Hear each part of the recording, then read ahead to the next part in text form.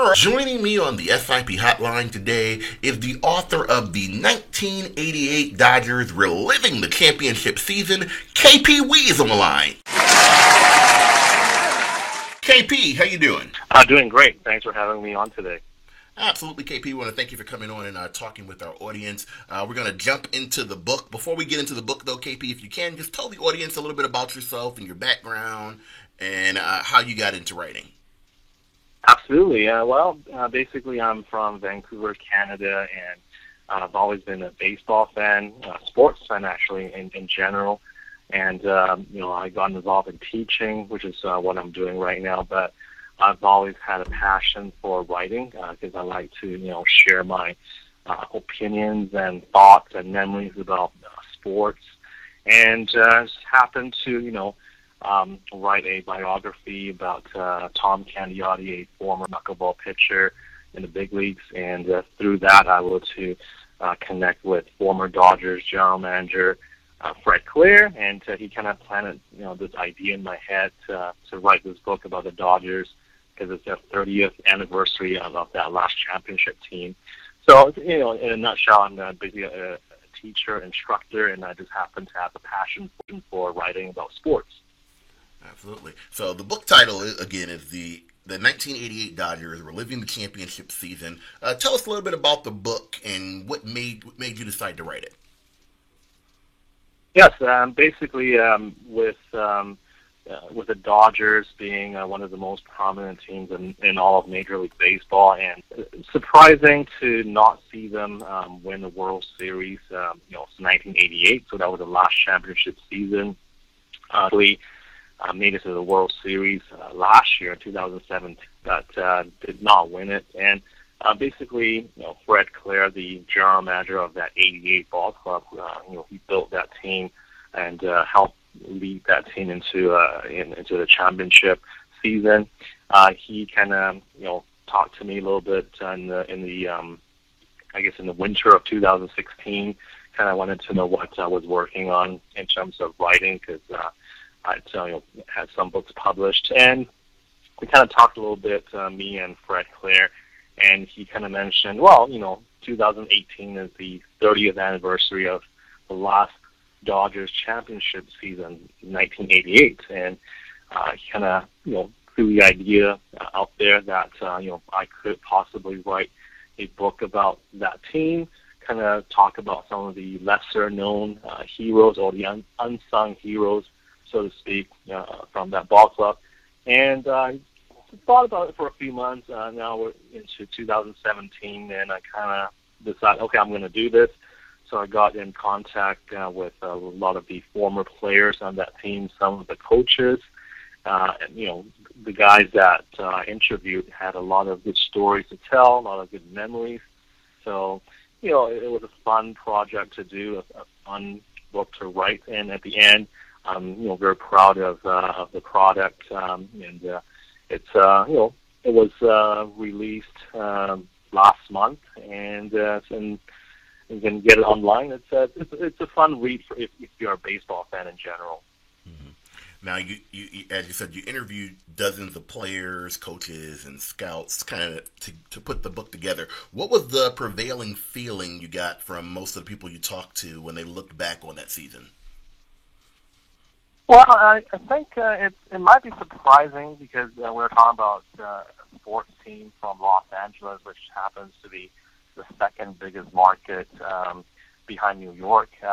But the consensus seems to be that this team from 1988 seems to have been forgotten because, in the sports world and baseball world, I think, people tend to kind of follow the Red Sox or the Yankees, some of the bigger market teams. I know it's kind of funny for me to say that because Los Angeles is, like I said, a number 2 market. And it's just that people have forgotten about this team, according to some of the, actually a lot of the former players I talked to, because there wasn't really a superstar kind of player on that team. They had Kirk Gibson, who was a inspirational leader. They had Oral Hershiser, their best pitcher, but none of these guys are Hall of Famers. So the players I talked to kind of feel that this team was, they won it through teamwork, through sacrificing themselves to get the job done. But when we look at it, when we look back 30 years later, they're not really talked about as one of those dominant teams or great teams that kind of won it. And again, I guess focus has been on the Yankees, the Red Sox, these other, I guess, sexier teams, if you will. Now, for those who are listening, who's kind of wondering what's going to be in this book, can you maybe share a tidbit of maybe one story or something in the book from a player or coach that fans would be shocked to know about that season? Oh, absolutely. There are many interesting stories, and basically one that comes to mind is Tommy Lasorda, the manager of that ball club, a longtime Dodgers manager. And, I think that particular team, was a veteran team, and they were kind of focused on winning. They were serious. But, I got the sense that, Tommy Lasorda, the manager, the leader, if you will, of this ball club, has a very good sense of humor. He likes, when he was a manager, he liked to, do a lot of pranks. He liked to kind of mess with some of the rookies, some of the players. So I thought that it was quite interesting to hear some of those stories of the manager of this veteran team pulling pranks, doing these kind of jokes to kind of, I guess, get the players to be loose, because, it's a lot of pressure when they're in a pennant race or they're in a big game, lots of pressure. But, having the manager of that team, the leader of that team, kind of do little fun things like that, I guess it kind of helps to loosen the ball club a little bit. So I think those stories of Tommy Lasorda are kind of interesting. And there are also, perspectives from the platoon catcher, Rick Dempsey. He kind of talked about, making a guarantee or making a promise to the general manager at the start of the season that, hey, we're going to win this World Series. We're going to win the division. And I'm going to be on the field to catch the last out of the World Series. I'm going to give you that game ball after we clinch the series. And this is what the platoon catcher, Dempsey, had said to the general manager before the season. It was kind of neat that it kind of all worked out the way that he kind of, I guess, predicted it. So, little fun stories like that, and also the players basically thinking back, reflecting on what was truly an awesome season for them. All right. I think it's going to be a great book for baseball fans, but especially those who were fans of the Dodgers. And I'm assuming, KP, you're a Dodgers fan as well? When I was a kid growing up, I rooted for the Dodgers sometimes. The Dodgers were one of my teams, of course. But I think as I started growing up and starting to become a writer, I tend to be a little bit more objective nowadays. So I wouldn't say I'm like a diehard Dodger fan right now.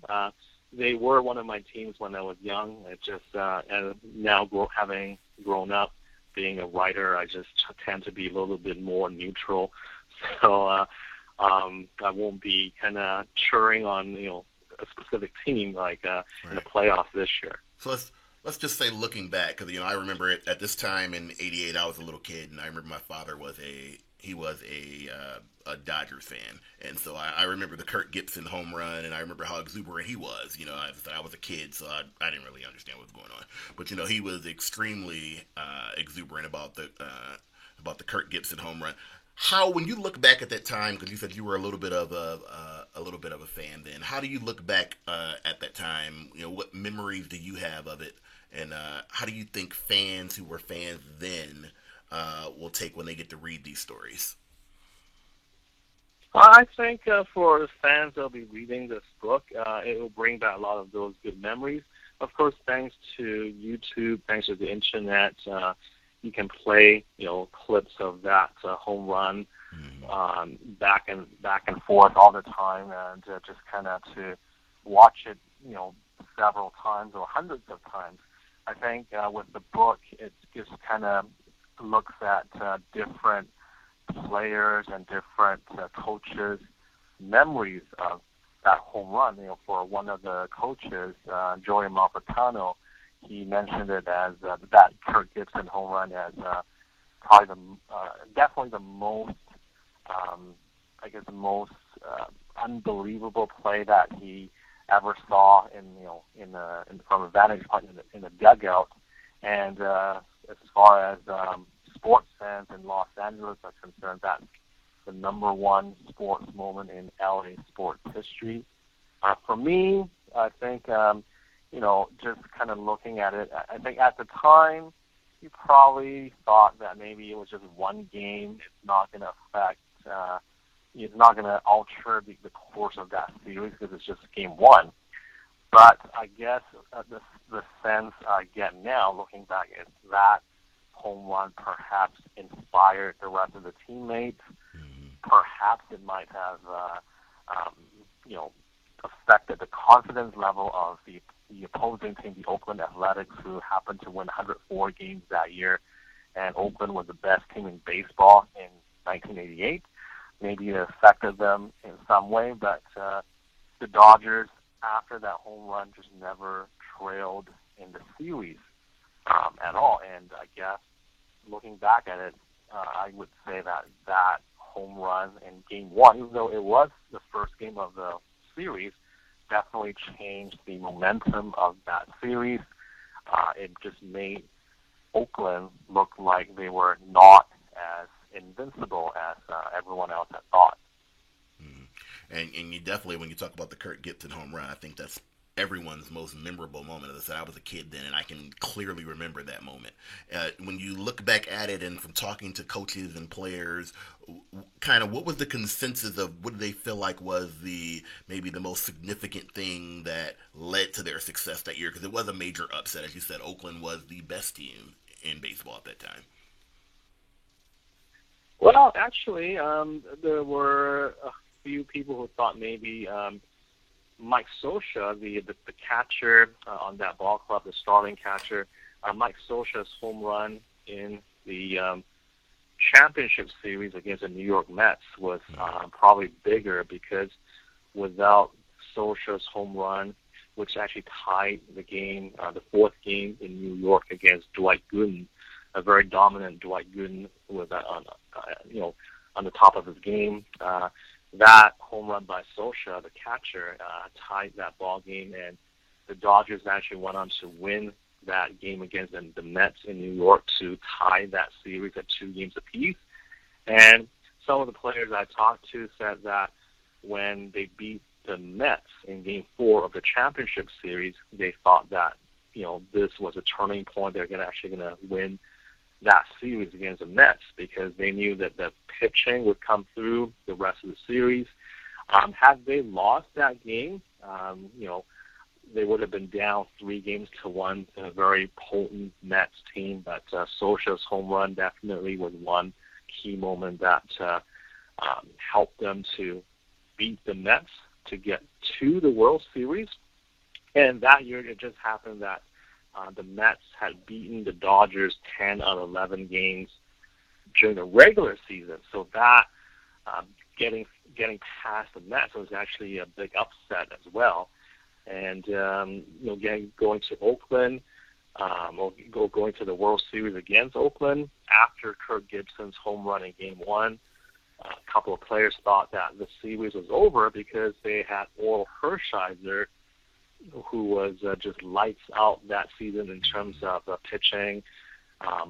Had a long scoreless inning streak. He had 59 consecutive innings without giving up a run, heading into the playoffs that year. And with Hershiser going in the second game of the World Series against Oakland and coming back in his 5th game, that would have given them 3 wins out of 3 wins in that series against Oakland. So they knew they just needed to win one more game that was not started by Hershiser, having won the first game already. So that gave them such an incredible amount of confidence, just knowing that Gibson won it for us in Game 1, with Hershiser going in Game 2. That's going to be a win because he's not going to give Oakland anything. And, Hershiser coming back in the fifth game.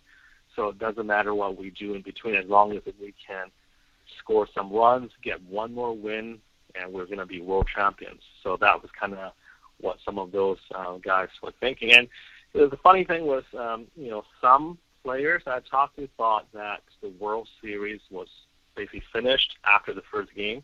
Others thought, okay, no, we still have to win 3 more games, so let's take it 1 game at a time. So it's interesting to kind of hear different players' perspectives. I mean, they were on the field or they were in a dugout, going through all this. So definitely it was fun to hear each player's perspective on what they saw. So let me ask you, as far as your experience of writing this book, having been a fan as a kid and now getting to speak with players and coaches, what was the greatest moment for you in your experience in writing this book? Just getting a chance actually to talk to some of them, because I'm not, like I said, I'm just an instructor, a teacher in Vancouver, Canada. Right. A lot of the players don't know who I am, but it was, I guess, the cool thing was that they were willing to speak about the 88 season with me. The big thing for me was that they wanted to share those stories. They wanted to relive it. I think from talking to one of the players as well, he mentioned to me that these stories, they've told these stories so many times that probably people might get bored hearing them, but I guess they were appreciative of the fact that I was very interested in knowing the stories and hearing about them, because as time passes, for the fans, they kind of remember just the big plays or the big moments or the superstars, but the fans tend to not remember the lesser known players and their contributions, the unsung heroes and what they brought to the ball club. So I think having a chance to talk to some of those lesser known guys, guys who weren't household names or anything like that, but still make contributions, I think that was very that was cool for me. Talking to a guy like, for example, Tim Leary, won 17 games for the Dodgers that year, was the number 2 pitcher behind Orel Hershiser. Talking to Jay Howell, the closer on that ball club, who was great in Game 3 of the World Series, Game 4 of the World Series against Oakland, getting the last 7 outs to close out the 4th game, having a chance to talk to him and relive that. And, he was a guy who was deflecting the attention, and he thought it wasn't a big deal. But we all know now that getting the last 7 outs of a World Series game, that's huge. It gave them a 3-1 series lead. Mickey Hatcher, another guy that maybe we don't really think about anymore today, had a couple of big home runs in the World Series, playing in place of the injured Kirk Gibson. So it was just fun talking to some of these guys and hearing their stories and their reflections 30 years later. Absolutely. And as I said, I think this is going to be very interesting for those who were Dodger fans, but also just for baseball fans, going back to reliving a huge upset like this was in 1988. Lastly, KP, if you could just tell the audience, let everybody know where they can get your book. If you want to give out your website, please do that as well, so you know exactly where they can go to get the book. Absolutely, and this book was published by Rowman and Littlefield, but of course readers can find this book online on Amazon.com or any other online bookstores. My website is kpwee.com. That's kpwee.com. It's got some of my other work on there, like some of my radio work, some of my teaching stories and all that. Because I'm still writing, I'm still working on other projects, other books, that will be a good site to kind of keep up on, my latest happenings. But absolutely, I think this book is it's not just for a Dodger fan, not just maybe for a baseball fan, but if, you're a sports fan who loves the underdog story, this would be a good book to read. It could be inspirational, I think, in some ways, just like reading about some of these lesser known players and what they had to go through and how they became successful in that one season. It's just if you like underdogs, if you like to read something that might be inspirational, I think this is a good book to check out for sure, even if you're not a Dodgers fan or a baseball fan. Absolutely. So, again, the title of the book is The 1988 Dodgers Reliving the Championship Season. Author is KP Wee. KP, I want to thank you again for coming on the show and sharing the book. We want to wish you nothing but future success. Again, go to his website, check out the book. KP, thanks again for coming on. Thank you so much. Oh, no problem.